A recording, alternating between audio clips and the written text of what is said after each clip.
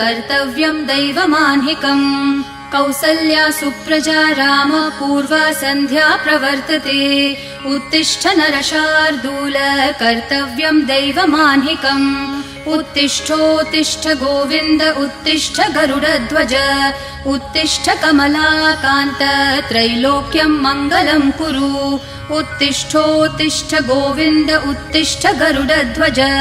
उत्तिष्ठ कमलाकान्त त्रैलोक्यं मङ्गलं कुरु मातः समस्त जगतां मधुकैटभारेः वक्षो विहारिणि मनोहर दिव्यमूर्ते